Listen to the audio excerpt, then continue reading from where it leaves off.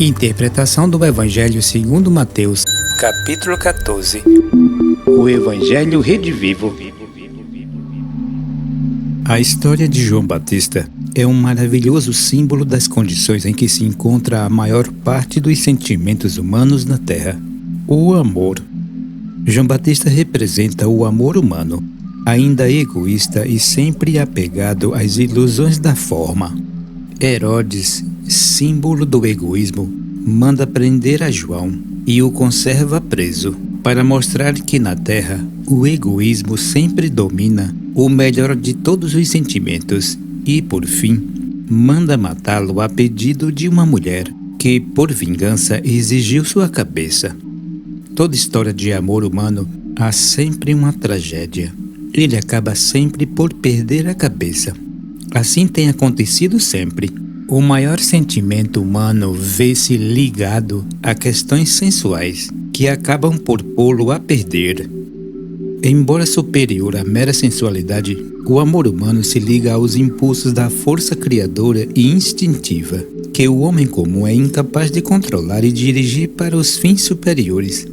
Por mais puro e melhor que seja o amor humano, guarda sempre um fundo de egoísmo, que o limita e restringe, até que cai nas garras da sensualidade. Então se desorienta, escraviza-se e, por fim, se aniquila.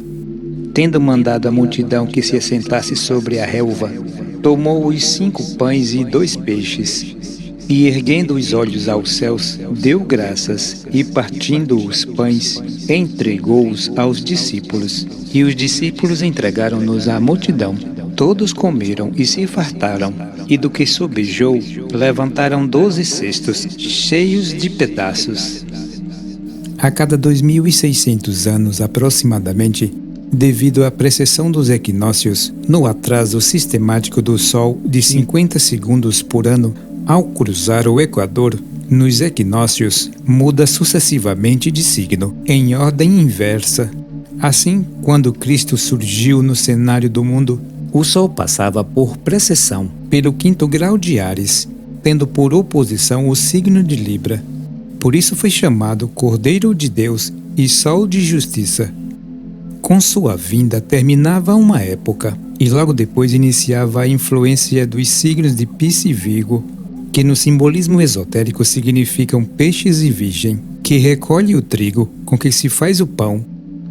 A nossa atual época marca-se por esses 2 símbolos, peixes e pão, que o formalismo religioso adotou em suas práticas. Nos primeiros tempos do cristianismo, Cristo era representado por um peixe, e adotou-se o conselho dele, o costume da ceia ou pão, em que era partido o pão como símbolo do seu corpo. Ainda hoje continua a tradição no sacramento da comunhão, em que se oferece o corpo de Cristo, sob a forma de uma hóstia de farinha de trigo, e se aconselha o uso do peixe nos dias de abstinência. A atual época peixe virgem aproxima-se do seu término, e dentro de mais uns 600 anos, aproximadamente, passaremos para a época de Aquário e Leão, que marcará um surpreendente e extraordinário avanço na marcha evolutiva da humanidade.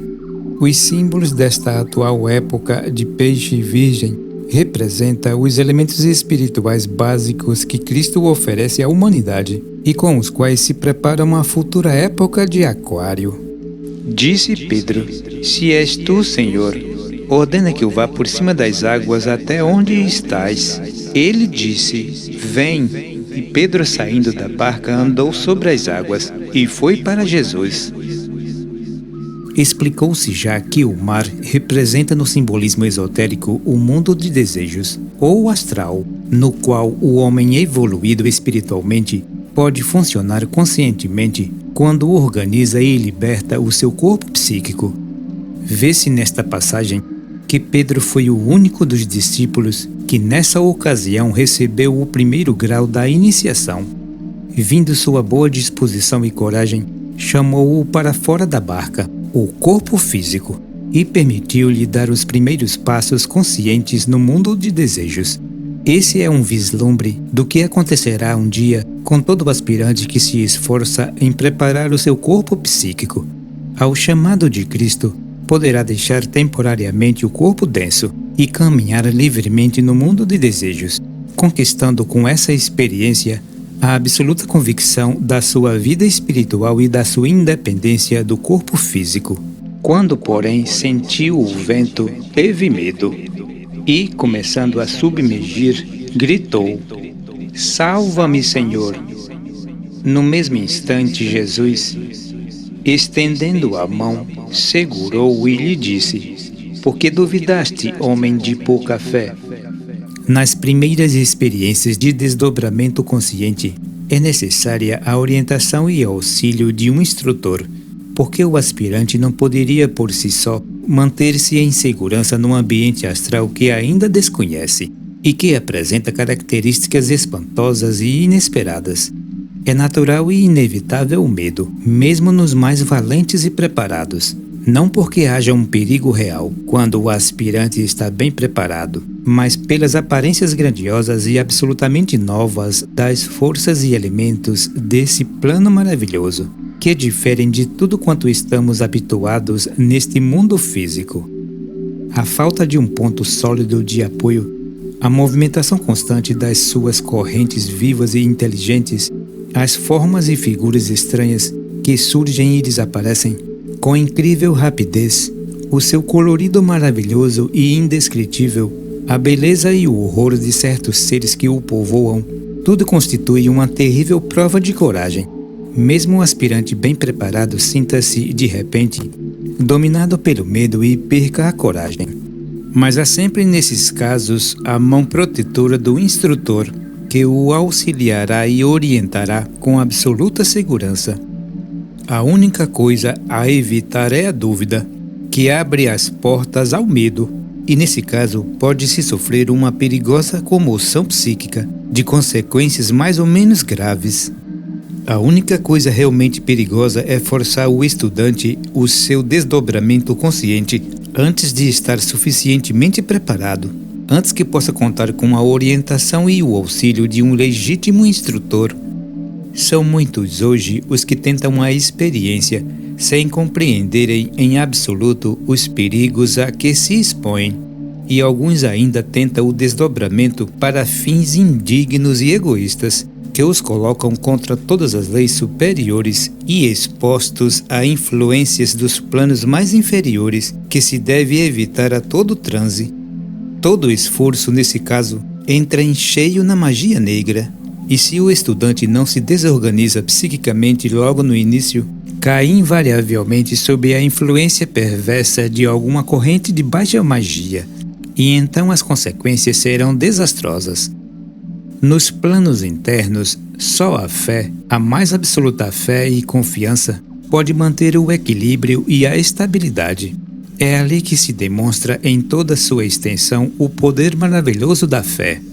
É ali que se aprende realmente a ter fé. A fé em seu espírito interior, em seu instrutor, no bem que tudo rege em si mesmo. É a força ultrapotente que garantirá o pleno e absoluto sucesso. Os que nela tocaram ficaram sãos. Há no corpo psíquico organizado, no instrumento do Cristo interno, um poder regenerador e purificador que pode restabelecer imediatamente a harmonia e a saúde em qualquer caso. Não há doenças incuráveis, e qualquer indivíduo que procure organizar o seu corpo psíquico ou espiritual pode obter por meio dele a cura certa e segura de toda e qualquer enfermidade. Todas as curas chamadas espirituais baseiam-se nesse poder regenerador que pode exteriorizar-se e agir sobre os outros. Qualquer pessoa que tenha desenvolvido o seu corpo psíquico, ao menos em certo grau, pode auxiliar extraordinariamente os enfermos, bastando entrar em contato com eles, externa ou internamente. Assim, a sua força espiritual acumulada transmite-se aos enfermos e atua maravilhosamente, regenerando-se toda a constituição e expulsando dele toda a influência maléfica.